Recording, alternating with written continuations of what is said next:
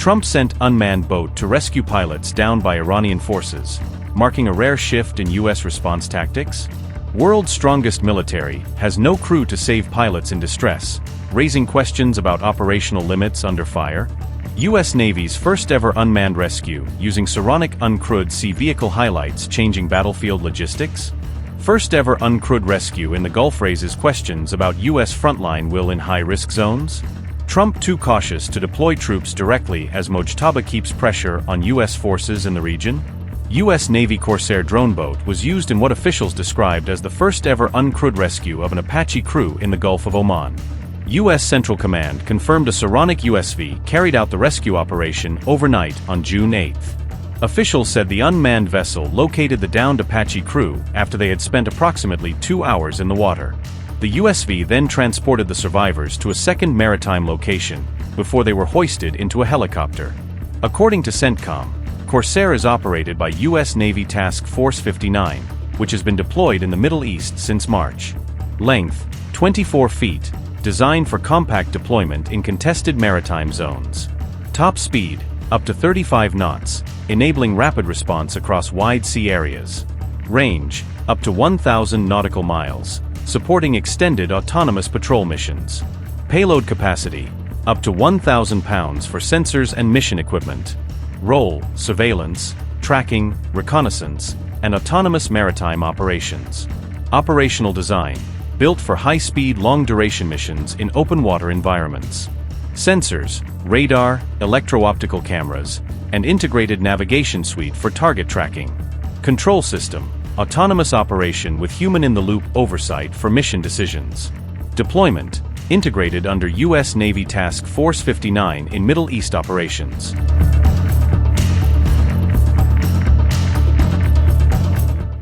Officials described the mission as a landmark use case for drone-assisted search and rescue operations at sea.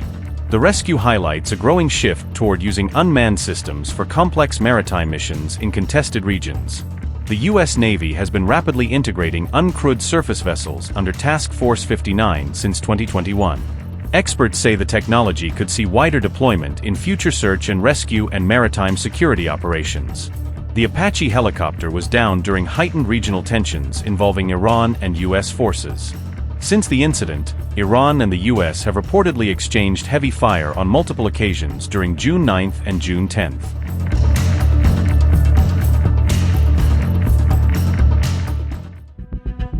Iran opens a new front across the Gulf, bringing key U.S. allies into the widening regional confrontation. The conflict spills across Jordan, Kuwait, and Bahrain in a single wave of missile and drone activity. The IRGC claims it launched 12 ballistic missiles at Al-Azraq Air Base in Jordan during the operation. Tehran alleges the base is used to support U.S. F-35, F-15, and F-16 military operations in the region. IRGC said, and I quote, "The strikes were carried out in response to U.S. attacks on sites inside Iran, including a recreational site, an industrial complex, and areas near military installations around Karaj, Nasrabad, and Peshawar, as well as a local IRGC base. Operations would continue as long as enemy aggression persists." Unquote. Jordan activates emergency procedures after reports of incoming missiles and hostile aerial activity. Residents in Amman are urged to seek shelter as fears of further escalation grip the country. The U.S. issues a security advisory for its citizens in Jordan, urging them to remain indoors. Meanwhile, the U.S. Embassy in Baghdad advised American citizens to depart immediately amid rising tensions. Kuwait temporarily closes its airspace as the regional security situation deteriorates rapidly.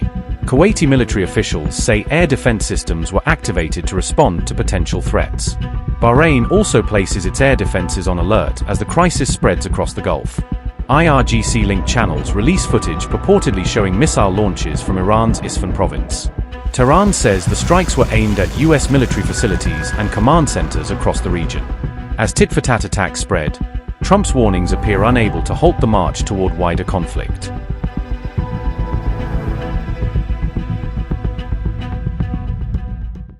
Iran has announced the closure of the Strait of Hormuz, dramatically escalating tensions and warning Washington against further military action.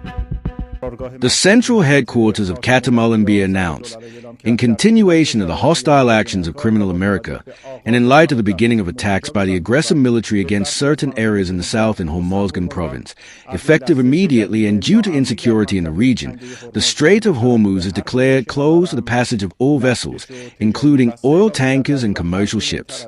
And any transit through the strait will be targeted. The United States claim regarding ship passage through the aforementioned strait is denied. Tehran says all commercial and military vessels should avoid the waterway, warning that any attempt to transit the strait could face direct action. Iranian media reports that 2 vessels were hit after allegedly attempting to pass through the strait despite Tehran's restrictions. The move threatens one of the world's most important energy corridors, raising fears of disruptions to global oil supplies. The US military says fresh strikes were carried out against targets in Iran after President Trump authorized another round of operations. American officials insist the strikes are defensive in nature and were launched in response to what they describe as ongoing Iranian threats. Tehran says its air defense network responded to an alleged airspace violation, forcing a US fighter jet to withdraw from the area. Multiple explosions were reported in Bandar Abbas, adding to signs that the confrontation is spreading across southern Iran. Iranian state media says blasts were heard in Karaj, fueling speculation that fresh military activity is underway beyond the Gulf region. According to IIB, areas in Sirik, Kurg and Minab were struck by enemy projectiles and explosions were heard in areas in south of Iran including Bandar Abbas. About 10 minutes ago, I and other citizens in Bandar Abbas heard 3 explosions. Follow-ups have been done and an assessment so far. The type of projectile and the exact location struck is not clear. Before that, those living in Sirik in the coastal region in East Hormuz province heard 3 explosions. The possible location of strike is being assessed, and we are waiting for supplementary information to relay. In addition, in Keshem Island too, we have reports of explosion-like sounds being heard. President Trump reportedly told Iran that the latest US strikes were a response to the Apache incident and not the start of a broader military campaign. Trump claimed senior Iranian officials reached out directly and urged Washington to stop the ongoing bombing campaign. The US president warned that military action could continue unless Tehran agrees to a deal with Washington. In a stark warning, Trump said Iran would face another round of strikes if negotiations fail to produce results. Even as reports of back-channel communication emerge, both sides continue exchanging military actions across the region. The confrontation is expanding across key strategic areas, raising concerns about a wider regional conflict.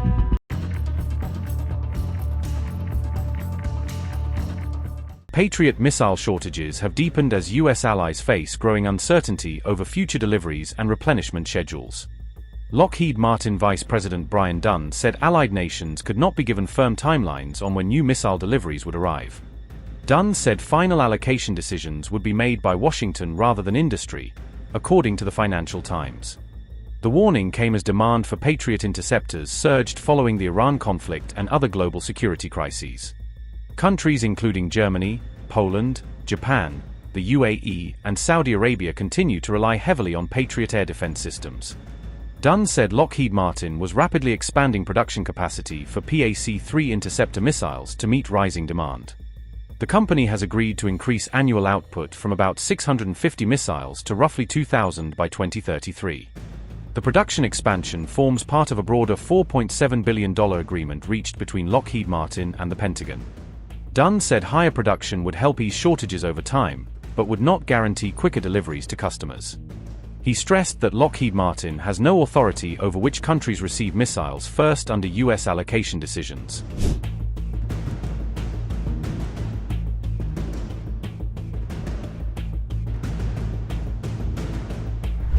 On June 10, the Financial Times reported that US allies had already been warned to expect delays in Patriot missile deliveries. Ukraine has continued to depend heavily on Patriot batteries to defend against Russian missile and drone attacks.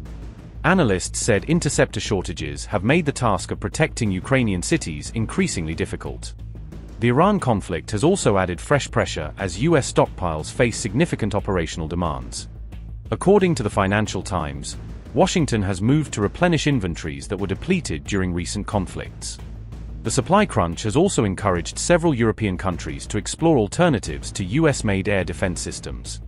Lockheed executive Paula Hartley said many Allied governments were becoming increasingly frustrated by delivery delays.